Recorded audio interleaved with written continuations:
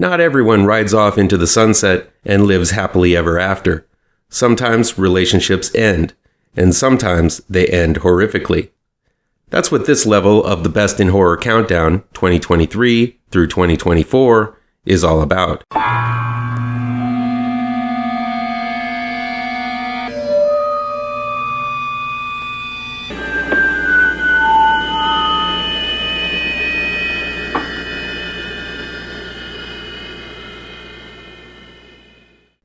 Here's a small but shocking entry letting us know that breaking up brings out the monster in both parties.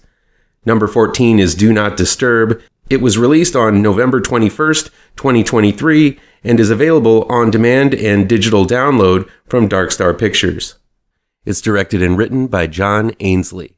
Chloe, played by Kimberly LaFerriere, and her husband, Jack, played by Rogan Christopher, are in a troubled relationship. She wants to settle down and have a family, while Jack seems to want the exact opposite and party with no strings attached.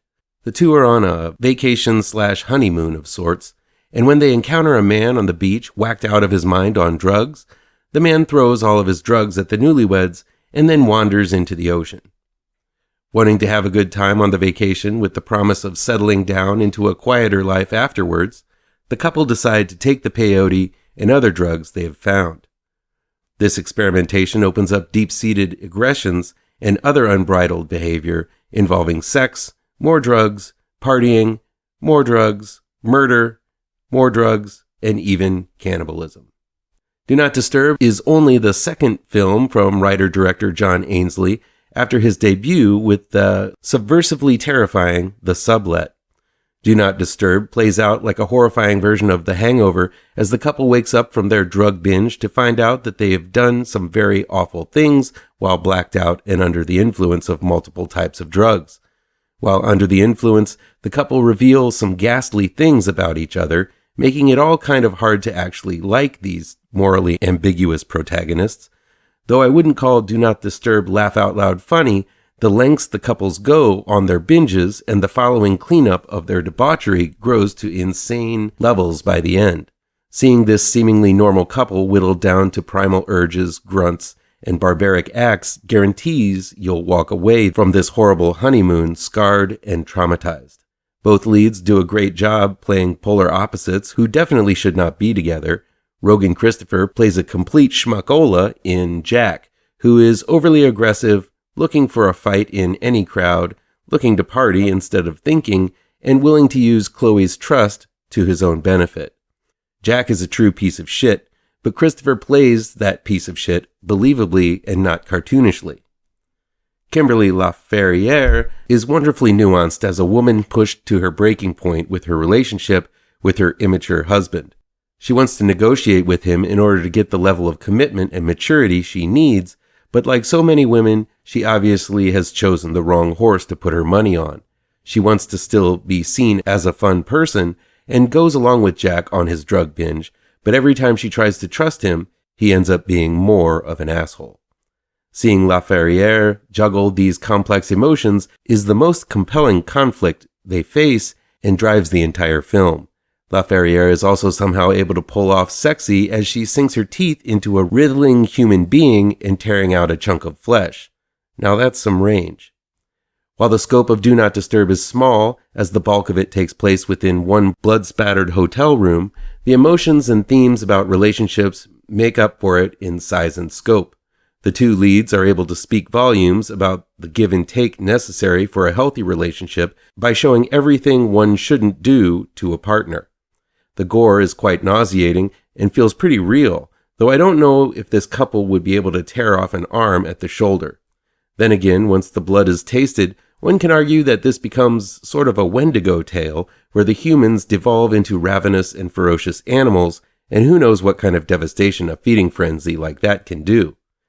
There are some nicely stylized scenes of drug-induced haze, and a few fun scenes like the couple making a heart in the wake with their jet skis as they dispose of a body, but for the most part, you're caught in one room with this couple who are literally tearing each other apart. Do Not Disturb is an intimate nightmare that is going to cut close to those who are in a relationship that might not be all peaches and keens. Looking for more horror involving couples in turmoil? Look no further than this little one-location body horror shocker called Kill Your Lover. It was released on June 7th, 2024, and is available on demand from Dark Sky Films. It's directed and written by Alix Austin and Keir Siewert. Rock band leader Dakota, played by Paige Gilmore, wants to get out of her relationship with chemist Axel, played by Shane Quigley-Murphy. What was once fascinating and different for Dakota about the relationship with Alix is now stifling, boring, and annoying. But just as Dakota is preparing to leave him, Alix comes home from the lab he works at with a strange virus coursing through his body. It's not long before Dakota calls for the paramedics, and she starts showing signs of the virus herself. Kill Your Lover maps out a wonderful toxic relationship even before the virus is introduced. While Axel has his flaws of being controlling and serious about his future with Dakota, Dakota seems to want that type of control and stability at first with the relationship. But as time goes on, Dakota yearns for yesteryear and refuses to pursue something mature in her life. This creates a believable rift between two people who are basically good-natured but are simply ill-suited for one another.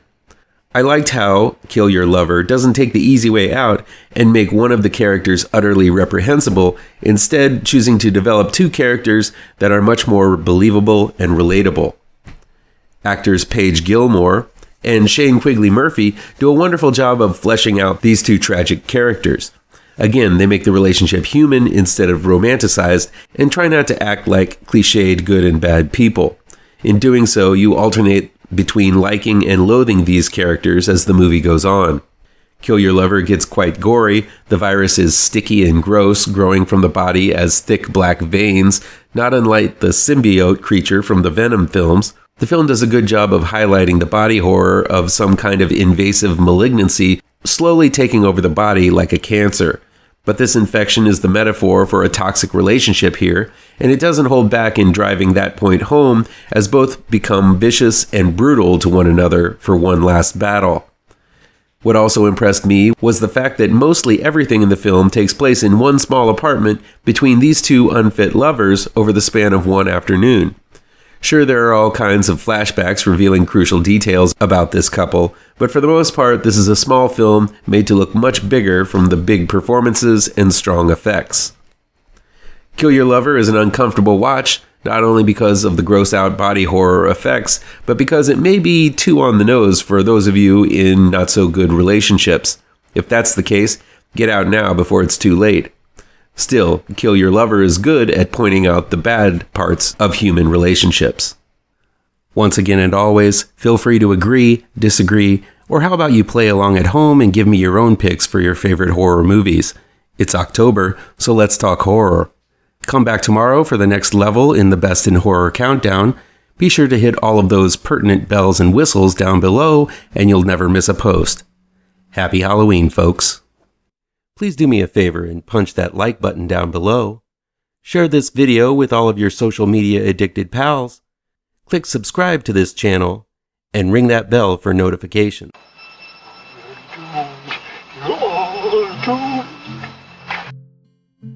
You're doomed.